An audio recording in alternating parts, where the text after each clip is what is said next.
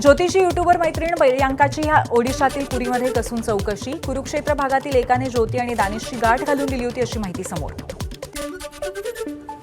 कुरुक्षेत्र भागातील एकाने ज्योती आणि दानिशची गाठ घालून दिल्याची माहिती. इतर इन्फ्लुएन्सर्सच्या संपर्कासाठी पाकिस्तानी ज्योतीला वापरत होते. पाकिस्तानसह चीनलाही जाऊन आली आहे ज्योती मल्होत्रा. हेरगिरी प्रकरणातील आरोपी ज्योती मल्होत्राच्या चौकशीमध्ये धक्कादायक माहिती समोर. पाकिस्तानी अधिकारी दानिशचा अनेक भारतीय इन्फ्लुएन्सर्सशी संपर्क. ज्योतिषी युट्यूबर मैत्रीण प्रियांकाची ओडिशामधल्या पुरीमध्ये कसून चौकशी. हरियाणातल्या अशोका विद्यापीठाच्या प्राध्यापक अली खान महमूदाबादला अटक. अली खान महमूदाबादचं महिला लष्करी अधिकाऱ्यांबद्दल वादग्रस्त वक्तव्य. हरियाणा महिला आयोगाकडनं गुन्हा दाखल. यूपीएटीएसकडनं आणखीन एका पाकिस्तानी गुप्तहेराला अटक. शहजादवरती पाकिस्तानी गुप्तचर यंत्रणेसाठी हेरगिरी केल्याचा आरोप.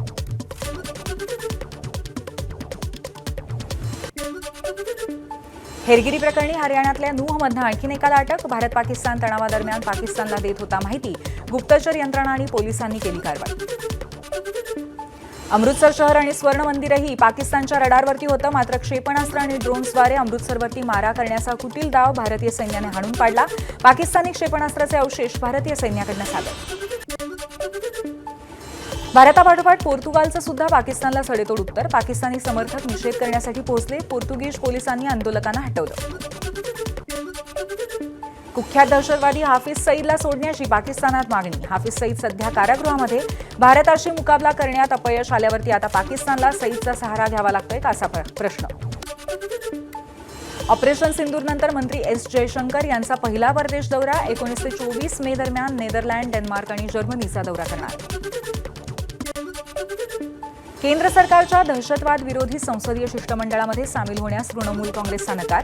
तृणमूल काँग्रेसने केंद्र सरकारला कळवलं. सूत्रांची माहिती. शिष्टमंडळामध्ये खासदार युसुफ पठाण सहभागी होणार नाही.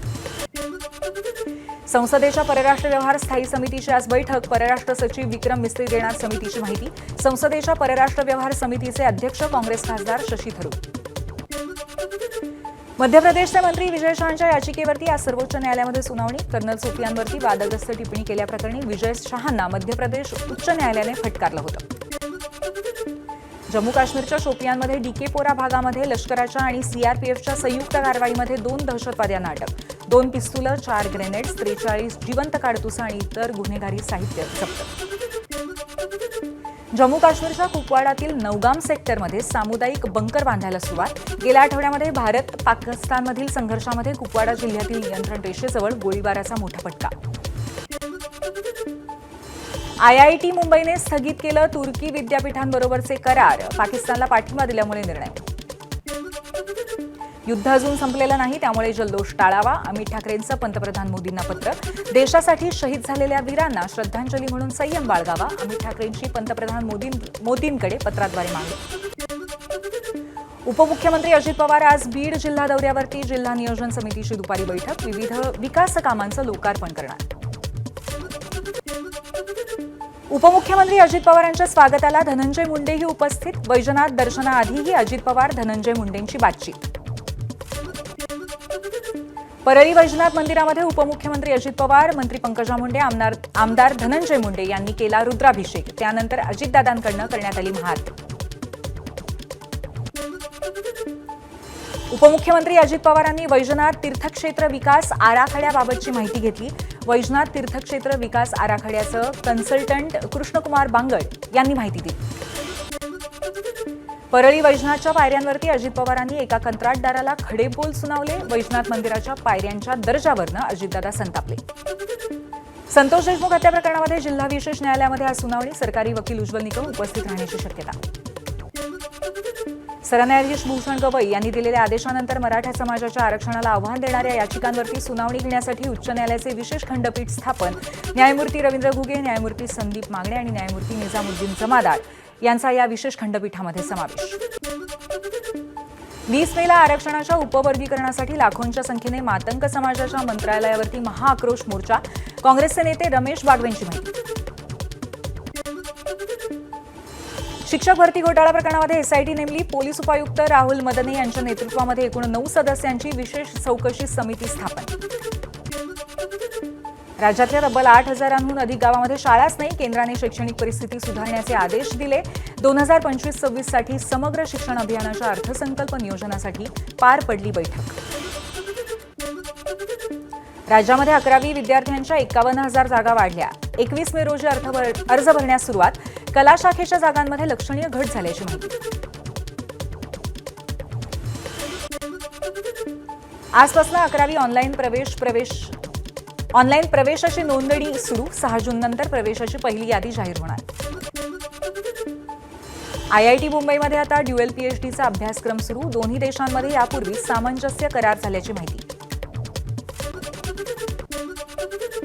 कोळशाच्या आयातीमध्ये 1.7% घट. भारताची कोळसा आयात मागच्या आर्थिक वर्षामध्ये म्हणजेच 2024-25 मध्ये 1.7% घटून 26.35 कोटी टनावर. मुंबई पुण्यातील अतिवृष्टीचा अंदाज आता 5 तास आधी मिळणार. 4 नव्या एक्स बँड रडारमुळे अंदाज देणं शक्य. आजपासून 25 मे दरम्यान कोकण, मध्य महाराष्ट्रालगतच्या घाट भागामध्ये तुरळक ठिकाणी मुसळधार ते अतिमुसळधार पाऊस पडण्याची शक्यता. कोकणातील आंबा उत्पादनासह मध्य महाराष्ट्रातील अनेक पिकांचं नुकसान होण्याची भीती. रत्नागिरी आणि आसपासच्या परिसरामध्ये सकाळीच पावसाची हजेरी. अचानक कोसळलेल्या पावसामुळे नागरिकांची तारांबळ. बुलढाण्यातल्या नांदुरा परिसरामध्ये पावसाची जोरदार बॅटिंग. वादळी वाऱ्यासह 2 तास पावसानं हजेरी लावली. अनेक झाडांची पडझड आणि घरांची छतं उडून गेली. मेळघाटातील धारणी तालुक्याला पावसाने झोडपलं. वादळी वाऱ्यामुळे नागरिकांच्या घरासह शेतीचं नुकसान. नाशिकच्या ग्रामीण भागामध्ये मुसळधार पावसामुळे शेतकऱ्यांचं नुकसान. कांदा, द्राक्ष यासह इतर शेती पिकांची नासाडी.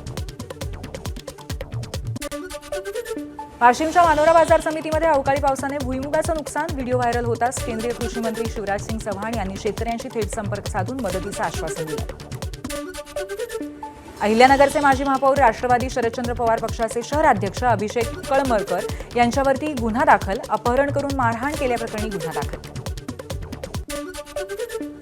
मुंबई महापालिकेच्या नाट्यगृहातील फतव्याला नाट्यधर्मी संघाचा विरोध. महापालिकेने ठरवून दिलेल्या वेळेमध्ये कार्यक्रम संपला नाही तर दर अर्ध्या तासाला 1,000चा दंड आकारण्याचा नवा नियम सुरू.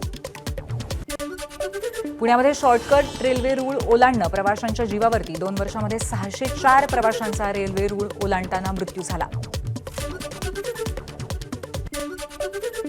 बुलढाण्यामध्ये शासकीय वैद्यकीय महाविद्यालयाच्या मुख्य गेटवरती ऑक्सिजन घेऊन जाणारा टँकर अडकला. मुख्य गेटवरच ट्रक अडकल्यामुळे रुग्णांना घेऊन जाणारी रुग्णवाहिका सुद्धा काही काळ अडकली. पुणे शहरामध्ये बेकायदा वास्तव्य करणाऱ्या 3 बांगलादेशी नागरिकांना पुणे पोलिसांची अटक. 4 दिवसांची पोलीस कोठडी. नाशकामध्ये हत्येच्या गुन्ह्यातील आरोपीसोबत पार्टी करणाऱ्या पोलिसांवरती कारवाईची शक्यता. सहाय्यक पोलीस आयुक्त शेखर देशमुख सादर करणार पोलीस आयुक्तांना अहवाल. चंद्रपूरच्या जनता कॉलेज चौकात असलेल्या JVR बुक डेपोला आग. लाखो रुपयांचं नुकसान झाल्याची प्राथमिक माहिती. आगीचं कारण अस्पष्ट. भंडाऱ्यामध्ये खासगी शिकवणीला जाणाऱ्या विद्यार्थिनीच्या सायकलला टिप्परची धडक. विद्यार्थिनी गंभीर जखमी. बीडमध्ये एसटी कर्मचाऱ्यांनी केलेल्या चक्काजाम आंदोलनानंतर 50 एसटी कर्मचाऱ्यांवरती गुन्हा दाखल. एसटी चालक आणि महिला वाहकाला मारहाण केल्याप्रकरणी आंदोलन. मुंबई गोवा महामार्गावरील खेड इथे कार अपघातामध्ये 5 जणांचा मृत्यू. जगबुडी नदीच्या पुलावरनं सुमारे 100 फूट खोल कोसळली कार. तुळजापुरामध्ये मटकाबुकीच्या अड्ड्यावरती पोलिसांचा छापा. 33 जणांविरुद्ध गुन्हा दाखल. रायगडच्या आक्षी गावामध्ये बिबट्याचा मुक्त संचार कॅमेऱ्यात कैद. आक्षीमधील नितीन बुरांडे यांच्या कॉटेजमध्ये बिबट्याचा संचार. टीम इंडियामध्ये खेळण्यासाठी सरफराजने घटवले 10 किलो वजन. सरफराज गेल्या 5 महिन्यांपासून कोणत्याही स्पर्धात्मक सामन्यामध्ये सहभागी झालेला नाही. नव्या वर्षापासून खेलो इंडिया योजनेअंतर्गत नव्या स्पर्धांचा समावेश. क्रीडा मंत्री मनसुख मांडवी यांची घोषणा.